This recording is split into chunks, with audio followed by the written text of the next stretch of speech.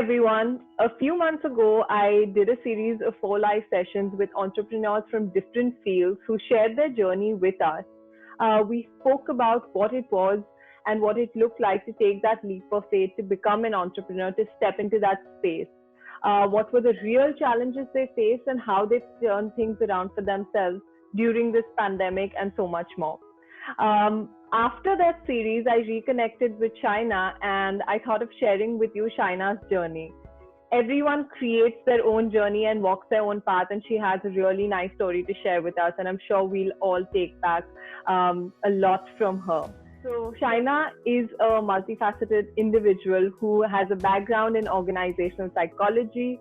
She has worked in the corporate sector in human resources in India for about 15 years. And she's an Erickson certified coach. And in addition to that, she's also a tarot card reader and a backflow consultant. Hi, Shaina. Hi, Ankita. Thank you so much for having me here and, for this opportunity to talk through our experiences today. So, Ankita, as part of sharing my experiences with everybody here, I just thought I'd take a few minutes and go backward in time and talk about the genesis of why I do what I do today. Like everybody, I've been through several experiences, several challenges, starting out right from career decisions, what should one study, what should one do, then when you actually start work, dilemmas about what next, is this the right company, where is this leading, personal decisions, life stage changes, get married, move house, etc. And at each stage, the journey has presented choices, it has presented challenges. And there have been multiple occasions where I've actually not faced these fears, where I've resisted change. And a lot of this eventually found its way out in terms of my physical body. So I did reach a stage where I had injuries which weren't healing. I had illnesses which were lasting way longer than they should have. And I think that was my true wake-up call, where I said, let me revisit what is working and what is not.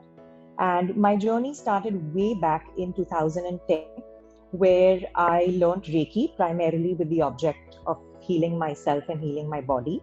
And Reiki then led to me studying tarot, numerology, and then bark flower remedies. And what this whole journey of studying these spiritual sciences made me realize that change is hard. That's how we perceive it. We perceive change to be a struggle. We perceive change to be something we don't like. However, change is inevitable. At any stage, all of us are going to go through some change.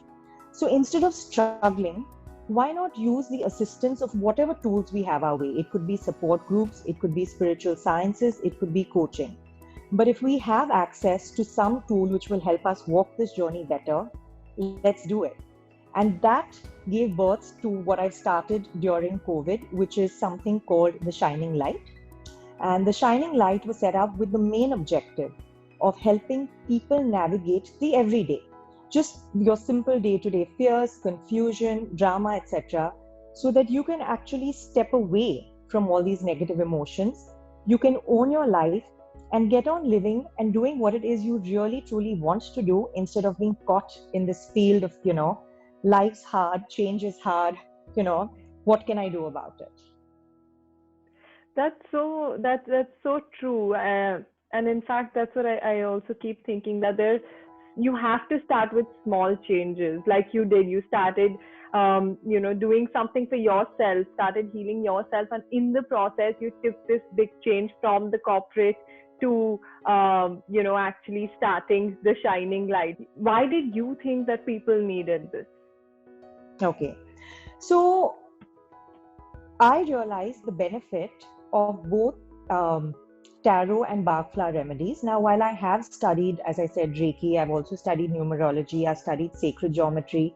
I'm passionate about studying, so I like to explore different things. And while I may have studied a whole gamut of things, I felt that the Shining Light with an offering of just tarot and bark was more practical for what people are going through in their everyday. And my main focus is the everyday. It's not about something big, it's not about something grand, it's not about making a 360-degree turn in your life. But I truly believe that it's small things which happen in our everyday which can be exhausting, which can be emotionally draining, So I'll just give you a few small examples. Let's say you have a choice. Should I join this job or should I stay in my current job? Should I leave? Should I start my own business? You have an option of two different businesses. Should I do this business or another? Or it could be even in the personal realm. Should I stay in this relationship? Should I not? Now, these decisions actually fully consume you, they exhaust you, and it's at some times, when it takes over your life, it's all you can actually think about.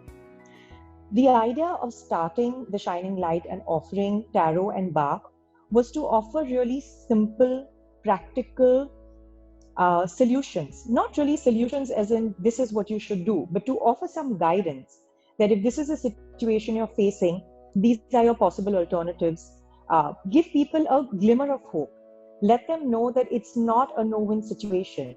One thing that I've realized in my journey as well as while coaching others, there is always, always, always a solution. There is always a different way of looking at it. We may not have looked at it from that angle before, but there is never ever a point where there's nothing to be done. So let me just pause there for a minute and talk about how my journey started with tarot and with Bach flower remedies to give some more context. Sure. I was in an extremely toxic work environment several years ago. There was no place for growth. There was political agenda. I really overstayed my tenure there. I resisted change. I was fearful of what next. And having gone through this experience, we spoke a little while ago about physical ailments and injuries.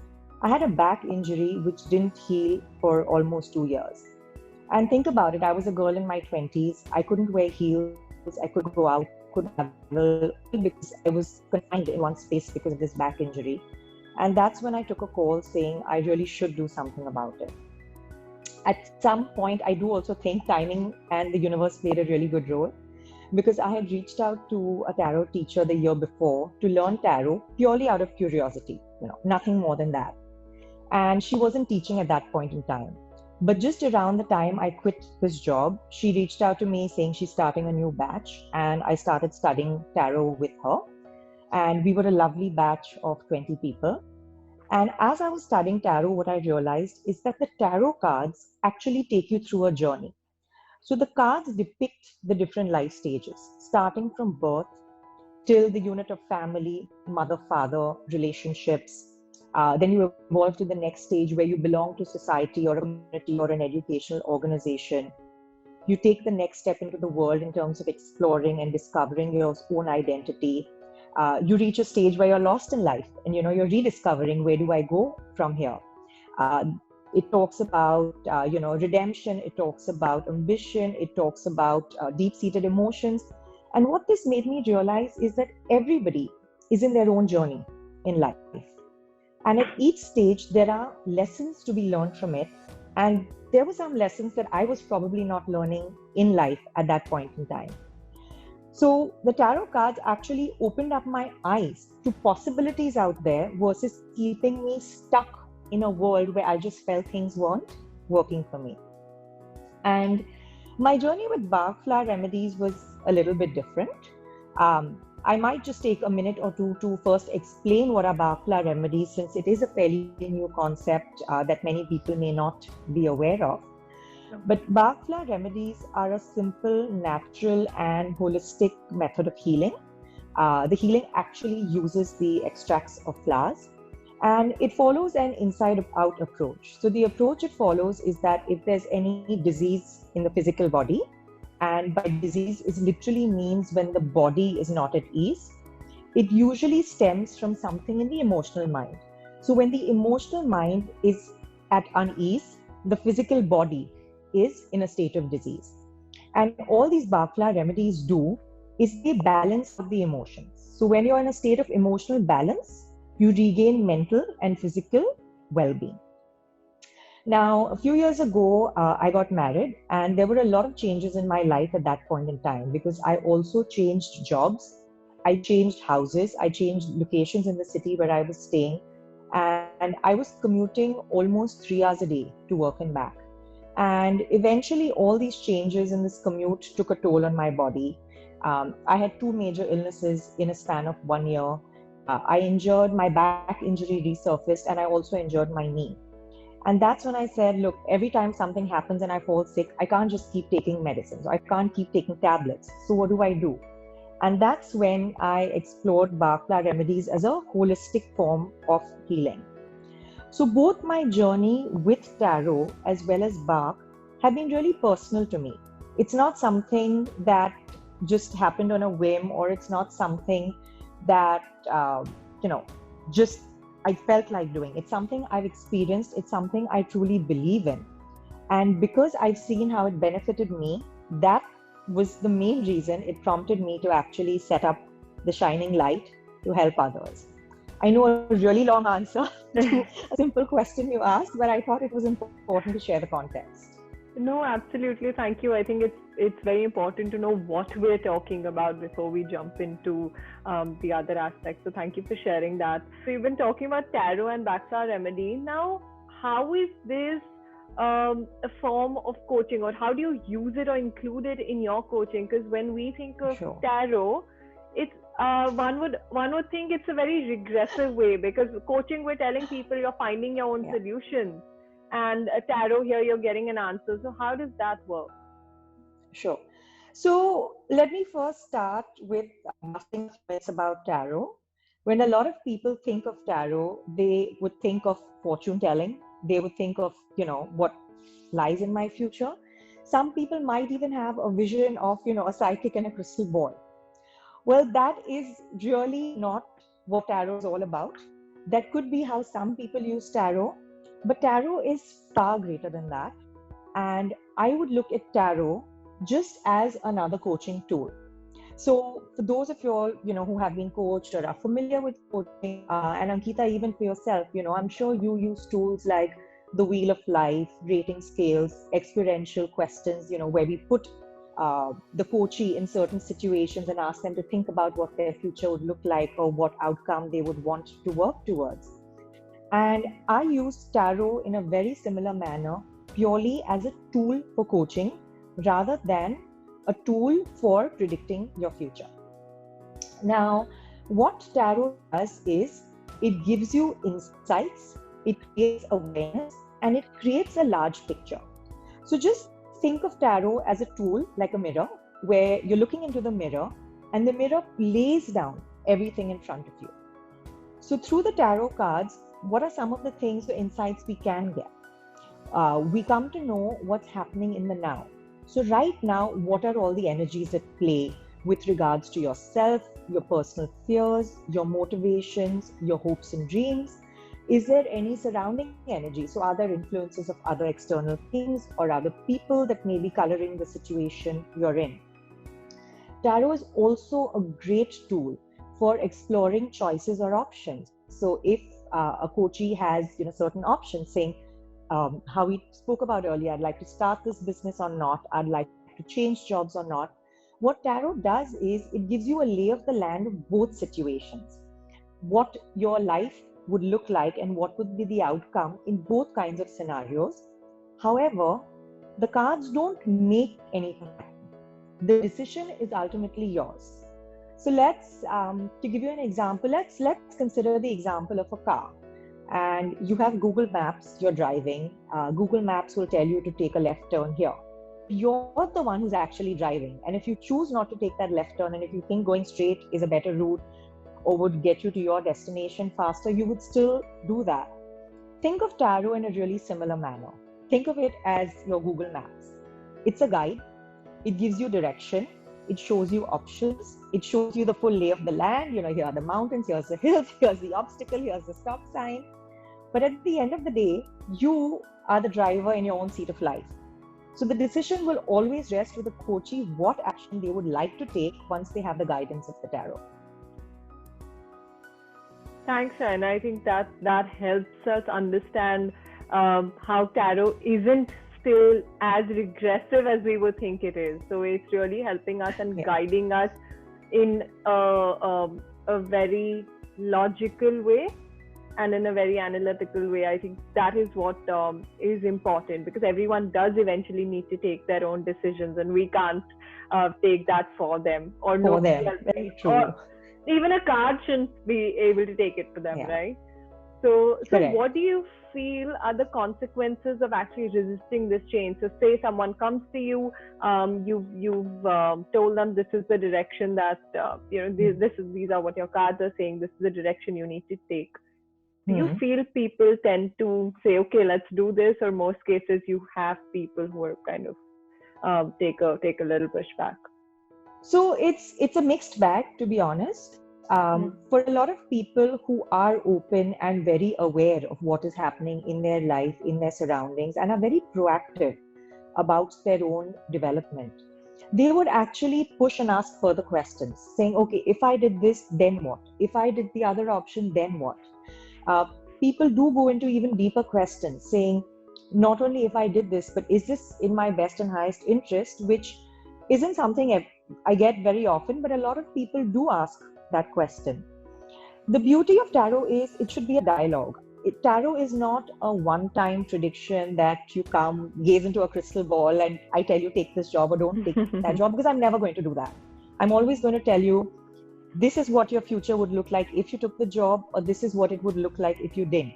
The choice will always, always rest with you. Now, many clients actually come back saying, we thought about it and we'd like to ask some more questions, or we'd like to explore some more. And what has even happened at times is that they've chosen a completely third option. They chose an option which we never spoke about or was never presented earlier. But what that reading did was it opened their eyes to create awareness that there is another option, that there is another alternative, and that there are consequences of your decision. Likewise, there are several clients who will come, they will do a reading, and they will be like, okay, this is what the cards said, and I'm going to do what the cards say. And whenever I get that reaction from someone, I always make sure that I repeat to them and I explain to them again and again, saying, you make your own decisions. This is only a guiding path. Uh, at the end of the day, we're all accountable for our own actions. So tomorrow, even if you say the card said this, so I did this, you physically still chose to do it. Because just, supposing I tell you the cards are going to win $1 million. I hope I'm going to win $1 million. That hasn't happened as yet. But supposing the cards say you're going to win $1 million. But if you just sit in bed, don't do any work, and just, dream of that $1 million coming your way, it's not going to happen. So the point being that regardless of what the cards say, you actually have to make the physical effort and the choice yourself. And that is something key that people really need to realize, that it's not a fallback that the cards said this. The cards did give me advice, but now I need to decide where I want to take this from here. I think what is important, what we understand, is that action has to be yours and you have to take it, because at the end of the day, you can have an opportunity, but if you don't present yourself into the opportunity, it's not going to be there. There are tons of challenges that you have faced, whether it's during the pandemic when you started the Shining Light, or even earlier while you were trying to set up along with your corporate job. So Sure. how did that pan out? And why I would like to ask you this is because there's so many people who want to take that route, but they always start with having a job by their side. So it's definitely hard. Yeah. It is hard. I'm going to start with that. It's not easy. But let me share a little bit of my story and some of the things that have really helped me in my process of setting up. I've always been passionate, since 2010 and 11 when I started this whole journey of spiritual sciences. And I've always wanted to do this because this is where I feel I truly shine. I'm in a different phase when I'm actually coaching people, when I'm speaking to people, when I'm advising them on Bach flower remedies, even career coaching. I do a lot of career coaching. I've done some career coaching for early career starters. I've worked as an external consultant for Right Management, where I've done some coaching work for the IIM Ahmedabad, PGPX batch of students. I've also done a lot of career coaching for staff who've been retrenched in the capacity of an independent consultant, as well as part of my own job, where in my previous organization, we shut down in India. Now, while HR is purely, it's something that I've done, it's something that I love, but at the end of the day, while it is a job, tarot and Bach and all other healing modalities are very personal to me. I feel it's hard to describe, but I feel something, very different when I'm in the zone, and that's what I'm doing with others. And I've always said I have a corporate job. I'm never going to have the time to do that. But I've always been torn because I've always wanted to do it.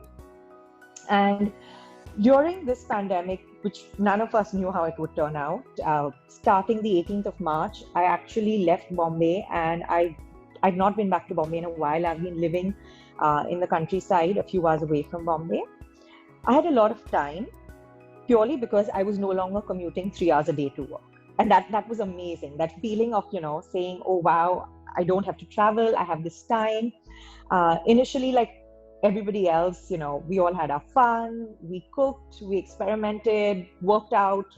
I've done that. I've done the whole cycle where I've done all of that. And a lot of people were going, a lot of my friends, a lot of family were going through this level of uncertainty. Everybody had questions. What next? What now? So I started doing a lot more tarot readings for people. And I had only one criteria. I said, we're not doing global questions on COVID. When is it going? When is it coming? Am I getting COVID? I said, we're going to stay clear from that. And we're going to do a lot of development things, saying, where is my life going from here? What are my learning lessons? What do I need to know? What is this experience teaching me? So I started doing a lot of tarot coaching sessions for people purely linked to career and personal development in this time. And that's when I thought to myself, I said, I have this amazing opportunity where I am working. I'm working remotely. I'm working from home. Work's going great, but I suddenly have these 2 hours a day to myself. So let's put it into action. I literally did not think, because I knew that if I evaluated, if I thought, if I said but, how, when, why, what, I would not have done it. I just trusted my voice. A friend of mine said, Shaina, you should do this. I'm like, great, I have the time, let's do it. I set up my Instagram page, _the shining light. I started speaking to a few people, asking them, what is it that you'd want from me? What kind of coaching helps? What kind of coaching doesn't help? And I started doing my readings early in the morning before work and late in the evening after work. And here we are today, talking to you about this experience. Superb. It sounds so much fun, and I could see that entire glow on your face while you were just speaking about, getting here and how exciting it has been. So, Shaina, before we end our conversation today, I just want to ask you, what is one thing that you do for yourself that keeps you truly grounded every single day? Okay. Can I share two? I'd like to share two Yeah, things. please go ahead. Okay. So the one thing that I have been doing for years and that I find is very, very important to me is my first 1 hour in the morning where I wake up. It's not so much of a routine, but it's just that I like to have that first 1 hour to myself to get into the day and assimilate my thoughts. So I usually begin by getting up, having a glass of warm water, just sitting with myself. I end up listening to some kind of mantras, nothing to do with any specific religion, but it could either be Om. I listen to the Om chant by Meditative Minds, which is at 528 megahertz, a very, very high vibrational count. I also sometimes listen to the green mantra, the Buddha's green mantra, which is absolutely beautiful. It's got this beautiful melody going.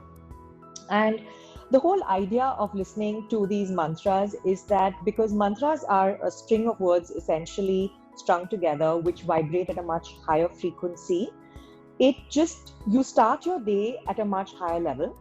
And for me, it's very important to be alone at that point. When I say alone, I'm not meditating. I'm not sitting like one saint, absolving myself from the world. But I just like some quiet time. I like some quiet time to think about my day, what I'll do, how it's going to pan out. Very often, I even take out my phone and I start making, a list of things I need to do. But that first, half an hour to 1 hour of alone time for me is very, very critical before I launch into breakfast. What's happening in the day? What are we cooking? What's happening at work? What's my first meeting? I think it's really important to take some time out to yourself before you start your day. And the second thing that I believe has truly made a huge change and created such an impact on my life is my yoga practice. So it took me a while. I've moved a lot of yoga teachers, and it took me a while to find the right, yoga teacher and the right school of yoga that worked for me. But for the last 4 years, I've been practicing yoga through the Shivananda Ashram. And this has taught me so much because it's a beautiful blend, which is your emotional wisdom as well as your physical wisdom. And my yoga teacher always says that whatever happens on the mat is what translates in life and vice versa. So when I'm doing yoga, it's not about how perfect is that asana. It's not about how awesome you are in terms of doing a headstand, but it's all about putting your mind and thought and intentions into getting to that headstand, getting to that shoulder stand, getting to that, forward bend. And each day it's about pushing your limits. So what has yoga taught me? It's taught me about knowing my limitations. It's taught me about my fears. It's taught me about how when I think I'm fearful, but I actually can push my body and I can push my mind a little more, than I need to, and I can't take safety and security saying, oh, I just can't do it. Because you know what? You actually can. It's all about mind versus matter. It's all about just pushing yourself forward and doing it. And it has taught me tremendous focus. I mean, just try doing a headstand and think about what you're cooking for dinner. It's not going to happen at the same time. And that focus translated in different aspects of my life. That focus has translated into, when I work or when I'm in a meeting, absolutely zoning in, being present, being mindful. This is where you are. This is what you're doing. When I'm with, personal friends, family, etc., the practice has taught me an immense amount of just being in the moment and doing what's needed in that moment. So yeah, I think a combination of both, my morning routine and yoga, my life would be pretty incomplete without both of them at this point. Thank you for sharing that. I feel like right now everyone wants to know what is it that they can do for themselves. So when you share these two things, these are certain things that someone can inculcate in their life to see how it works for them. So it will work Sure. very differently for each person, but I think it's a good start. People, whoever's listening, can definitely pick up these two things, and it is very Yeah, important. Even when we talk about work-life balance, what we usually forget is the me time in your personal life. And so, yes, I think it's really important to have that me time, and at the start of the morning to energize yourself and go into the day with a fresh mind. I think that's fab. yeah. So thank you And so as you much. rightly said, Ankita, it's very personal because what may work for me may not work for someone else. But regardless, I would really recommend to everyone who is a morning person and who does have the ability, if not half an hour, if not an hour, even if you just take that first 15 minutes, just being by yourself. You don't have to do anything. Just sit and have a cup of tea. That's all it takes. But just do not do anything for the first 15 minutes once you wake up. It is an amazing feeling that will set your note and set your day on the right start. Yeah, and I think most importantly, don't use your phones in the first 15 Yes. minutes. That's why switch on the mantra, put your phone away, and just listen to it from Yeah, a distance. yeah. No, thank you so much, Aina. And before we close, can you share with us how people can reach out to you if they want to? Sure. So the best way to reach me would be by email. You can contact me on Shaina, that's Shaina, Shaina at theshininglight.in. And I'm also on Instagram at underscore the shining light is my handle. My Instagram page also talks a lot about awareness on emotions, small coaching tools. I also share insights on, guidance from some of the tarot cards, sometimes case specific to what people may have asked. So it's a great place to just understand, if nothing else, what the Shining Light is trying to do and what I'm trying to create in terms of helping people navigate their everyday life. All I want to do is just remove the noise, remove the drama, remove all the confusion, and help you create an action plan so you can go forward and you can live your true life. Thank you so much for sharing that, and thank you so much for sharing your journey. I think it's been absolutely amazing to see how you haven't resisted change. So thank you so much for sharing that with us today. Thank you so much, Ankita. Thank you so much for, giving me the opportunity to share my experiences. And I'd just like to close on one note. Resistance comes quite naturally because we're so conditioned these days, with society, with things we see around us, with past experiences.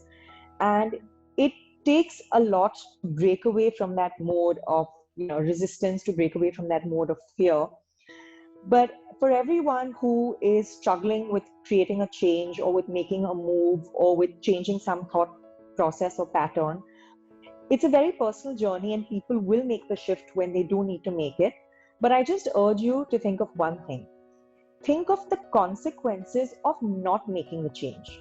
Think of the consequences of living in a world where you could do something, you could be something, you could have chosen a completely different path, but due to whatever reason, you chose not to. And sometimes just the thought of what could be will actually give you that little nudge you need to make a shift in the other direction.